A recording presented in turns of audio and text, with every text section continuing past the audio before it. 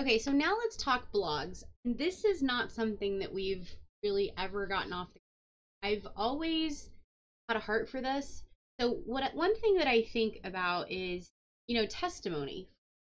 Um, I feel like that's something that the modern church itself has really lost track of. And ability to testify, not just of the giant miracles that God does in our life. We should testify about those things, but even the small things. And that is one thing that I see with the early church is the encouragement that they each got from each other. Like everybody has their own individual life stories and they have their own individual God experience. The openness of sharing that is encouraging to people, it's inspiring to people, but it also, brags on God as well. And one thing as a modern Christian that I've found is that some people are easier for me to relate with. So there are certain people that can stand on a podium and tell me their story all day long, and I just will not relate with them as well as what I might relate with a different person who maybe has a more similar life experience, or challenge and things like that. So the one thing that I love about the idea of blogs is that we can have so many different voices talking about what God is doing in their life or has done in their life. And it doesn't just have to be testimony, it can also be inspiration. So each of us gets inspiration from God, we get insights through the Holy Spirit, and having a platform where we can all share that, in a medium, I think is encouraging. And to do this, I would really like to see as many different voices as possible. And so it might be that there's certain people that when I see a blog posted by them, I'm instantly like, I want to go read that. And it doesn't mean that I don't read other people's as well, but it just gives us the platform as GHMC family members to share our voices again between Sundays because Sundays are so busy. If you're a worker in the church, you just pass each other. Um, we just see each other in passing, really, because it's busy from one task to the next to the next to the next. And so we don't ever really get that time to just sit down and hear somebody's heart. But a blog is the ability for us to engage not just with each other, but with the congregation as well. And so we do have the ability to put blogs both on the website and in the app. Now, I've created, at least in the app, I created a couple just as a placeholder. Since this was a feature, I didn't want it to be empty when the app launched. But I really would like, as I said, I would like people to be inspired or feel led to do blogging. And that doesn't mean they have to do it every day or every week or even every month. But the more voices that you get, the more insight that you get, I think is great. Now, having said that, it doesn't just have to be you admins that write this. So if this is something I would like somebody to pick up and, maybe ask around if they know of people within the church that they think might be a good voice, that person doesn't need to be an admin. We could work out a model where people submit their blogs to one of the admins. The admin, either approves it or whatever, and then puts it into the app or the website. So, assuming we ever do that, this video will show you how to make those updates.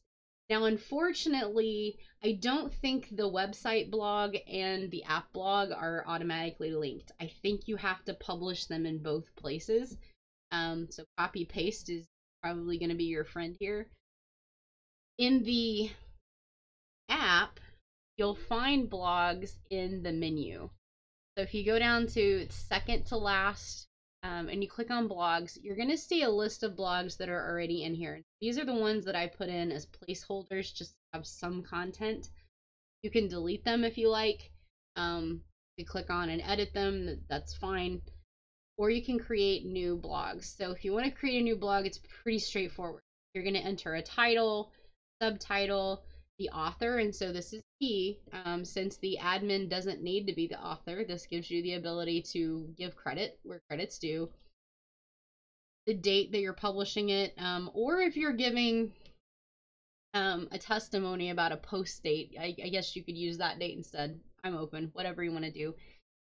Keywords, so if you think about a search engine and keywords somebody might be typing in for like inspiration on and I don't know, inspiration on healing for this, whatever. You can put keywords in here, and that is intended to help searches. Now, since this is an app, I'm not really sure how that works. You don't have to put keywords in here. Leave that up to you. You can upload media or an image to go with your blog. I do recommend that. It just makes it more appealing than having just words. You can select, if you want it to show the header or the author or the date, and then this is where you're going to paste in the content of that blog. Words are within the blog, you're going to paste it in there. You can change the styling and things like that. Then once you click save, it's going to show up in this list, but then it's also going to be available in the app. Now, if you want to add the blog to the website, then you'll need to go to the website. So I'm already logged in here. I would have to go up to my admin menu and my content, then click on blog.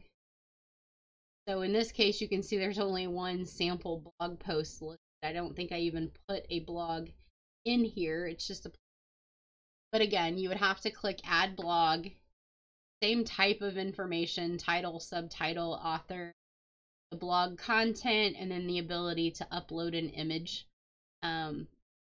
If you have a video URL, so if there is a video that's related to this blog post, you could put that in there as well.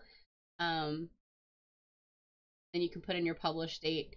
And then as soon as you click create blog post, then you would see it listed here, but it would also then be live on the website. I'm not even sure the website has the blogs page enabled. Might have to poke around and see, and if not, we can add that in. The one distinction that I will say is that the website is typically accessed by people who don't know GHMC. So somebody who's looking for a church, they're typing in a search engine, churches around Bloomington, Indiana, things like that. So the website is usually for outsiders, if you will. And so the content that you frame on the website should probably be geared more towards potential new members, or we do get a lot of hits around the world. So there's people across all the continent that will log into our, not log in, but will access our website, watch our live stream. So there could be, remote areas of the world that are getting content or watching our content website, but they've never stepped foot in the door. They don't know the people inside the four walls, etc. On the other hand, the app is really more of members. So whether it's people inside the four walls or whether it's our remote members that access online, or we have a lot of members that are both. They would be in the four walls, but their schedules or travel is prohibitive, so they stay engaged Sunday mornings online, but then they're actively at certain events and volunteers and things like that. So the app should really be geared more towards the people who are familiar with GHMC, attend both physically and or virtually. And so that's really what we want to gear the app towards, whereas the website is geared to people who have never met us before. So if you think about blog content and things like that, it may be that some make sense for the app that don't make sense online, or